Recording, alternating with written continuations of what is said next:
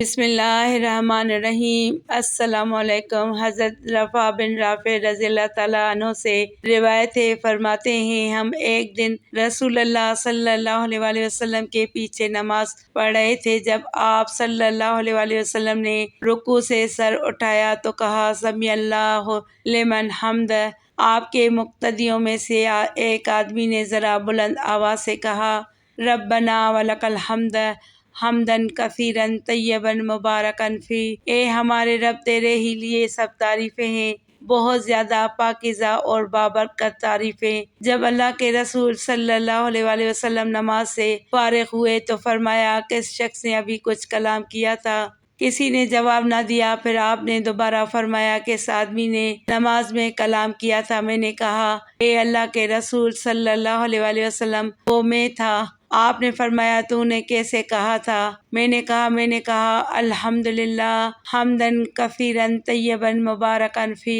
نبی کریم صلی اللہ علیہ وآلہ وسلم نے فرمایا قسم ہے اس ذات کی جس کے ہاتھ میں میری جان ہے، 30 سے زائد فرشتے اس کلمے کی طرف لپکے تھے کہ کون انہیں لے کر اوپر چڑھتا ہے۔ ابو ہریرہ رضی اللہ تعالیٰ عنہ فرماتے ہیں کہ نبی کریم صلی اللہ علیہ وآلہ وسلم نے فرمایا کہ جب امام سمیع اللہ لمن حمد کہے تو تم اللہم ربنا ولک الحمد کہو، کیونکہ جس کا یہ کہنا فرشتوں کے کہنے کے ساتھ ہوگا اس کے پچھلے تمام گناہ بخش دیے جائیں گے۔ سیدنا ابو سعید خدری رضی اللہ تعالیٰ عنہ سے روایت ہے کہ رسول اللہ صلی اللہ علیہ وآلہ وسلم نے فرمایا کیا میں تمہاری رہنمائی ایسے امور کی طرف نہ کروں کہ اللہ جن کے ذریعے خطاؤں کو معاف کرتا ہے اور نیکیوں میں اضافہ کرتا ہے؟ انہوں نے کہا کیوں نہیں اے اللہ کے رسول۔ آپ صلی اللہ علیہ وآلہ وسلم نے فرمایا ناپسندیدگیوں کے باوجود مکمل وضو کرنا، ان مسجدوں کی طرف زیادہ قدم چل کر آنا اور نماز کے بعد دوسری نمازوں کا انتظار کرنا۔ تم میں سے جو آدمی اپنے گھر سے وضو کر کے نکلتا ہے اور مسلمانوں کے ساتھ ایک نماز ادا کر کے اسی جا نماز پر دوسری نماز کے انتظار میں بیٹھ جاتا ہے تو فرشتے اس کے لیے یہ دعا کرتے ہیں اے اللہ اس کو معاف کر دے، اے اللہ اس پر رحم فرما۔ جب تم نماز کے لیے کھڑے ہو تو اپنی صفوں کو برابر اور سیدھا کیا کرو اور شگافوں کو پر کر دیا کرو، بے شک میں تم کو اپنے پیچھے سے دیکھتا ہوں۔ جب تمہارا امام اللہ اکبر کہے تو تم اللہ اکبر کہو، جب وہ رکوع کرے تو تم رکوع کرو، اور جب وہ سمیع اللہ لمن حمد کہے تو تم ربنا ولک الحمد کہو۔ بے شک مردوں کے بہترین صف اگلی صف ہے اور ان کی بری ترین صف پچھلی ہے، اور عورتوں کی بہترین صف پچھلی ہے اور ان کی بری صف اگلی صف ہے۔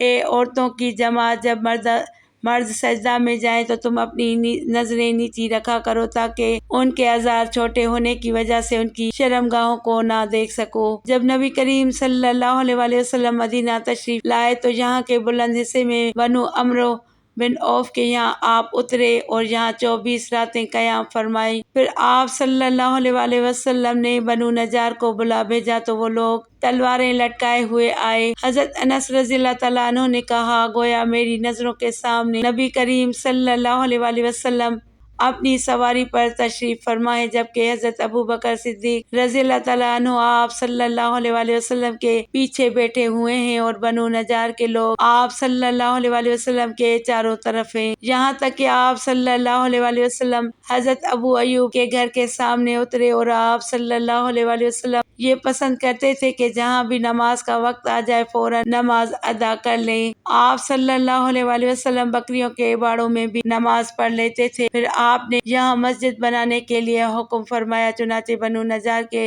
لوگوں کو آپ صلی اللہ علیہ وآلہ وسلم نے بلوا کر فرمایا کہ اے بنو نجار تم اپنے اس باغ کی قیمت مجھ سے لو۔ انہوں نے جواب دیا نہیں یا رسول اللہ صلی اللہ علیہ وآلہ وسلم، اس کی قیمت ہم صرف اللہ سے مانگتے ہیں۔ حضرت انس رضی اللہ تعالیٰ عنہ نے بیان کیا کہ میں تمہیں بتا رہا تھا یہاں مشرکین کی قبریں، اس باغ میں ایک ویران جگہ تھی اور کچھ کھجور کے درخت بھی تھے۔ بس نبی کریم صلی اللہ علیہ وآلہ وسلم نے مشرکین کی قبروں کو اکھڑوا دیا، ویرانوں کو صاف اور برابر کرایا اور درختوں کو کٹوا کر ان کی لکڑیوں کو مسجد کے قبلہ کی جانب بچھا دیا اور پتھروں کے ذریعے انہیں मजबूत बना। साहबा पत्थर उठाते हुए रिज़ पढ़ते थे और नबी करीम सल्लल्लाहु अलैहि वसल्लम भी उनके साथ थे और ये कह रहे थे कि ए अल्लाह आखिरत के फ़ायदे के अलावा और कोई फ़ायदा नहीं, बस अंसार और मुहाजिरीन की मग़फ़िरत फरमा। अब्दुल्लाह बिन मसूद रज़ियल्लाहु तआला अन्हु बयान करते हैं, एक दफ़ा रसूलुल्लाह सल्लल्लाहु अलैहि वसल्लम काबा के नज़दीक नमाज़ पढ़ रहे थे और अबू जहल और उसके साथी भी वहीं बैठे हुए थे। तो उनमें से एक ने दूसरे से कहा कि तुम में से कोई शख्स है जो कबीले की ऊँटनी ज़बा हुई है, उसकी ओजड़ी उठा लाए और लाकर जब मोहम्मद सल्लल्लाहु अलैहि वसल्लम सजदा में जाएं तो उनकी पीठ पर रख दे। ये सुनकर उनमें से एक सबसे ज़्यादा बदबख्त आदमी उठा और वो ओजड़ी लेकर आया और देखता रहा। जब आपने सजदा किया तो उसने उस ओजड़ी को आपके दोनों कंधों के दरमियान रख दिया। हज़रत अब्दुल्लाह बिन मसूद रज़ियल्लाहु तआला अन्हु कहते हैं, ये सब कुछ मैं देख रहा था मगर कुछ ना कर सकता था, काश उस वक्त मुझे रोकने की ताकत होती।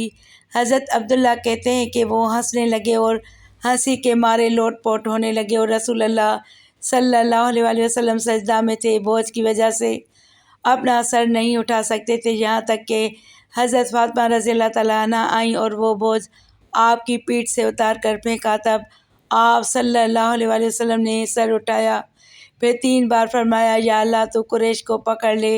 ये बात उनके काफ़रों पर बहुत भारी हुई कि आप सल्लल्लाहु अलैहि वसल्लम ने उन्हें बद्दुआ दी। हज़रत अब्दुल्ला कहते हैं कि वो समझते थे कि इस शहर मक्का में जो दुआ की जाए वो ज़रूर कबूल होती है। फिर आपने उनमें से हर एक का जुदा जुदा नाम लिया कि ए अल्लाह इन ज़ालिमों को ज़रूर हलाक कर दे। अबू जहल, उतबा बिन रबिया, शैबा बिन रबिया, वलीद बिन उतबा, उमैया बिन खल्फ और उक़बा बिन अबी मुईत को 7वें आदमी का नाम भी लिया था, मगर मुझे याद नहीं रहा। उस ज़ात की कसम जिसके कब्ज़े में मेरी जान है कि जिन लोगों की बद्दुआ करते वक्त आप सल्लल्लाहु अलैहि वसल्लम ने नाम लिए थे, मैंने उनकी लाशों को बदर के कुएं में पड़ा हुआ देखा।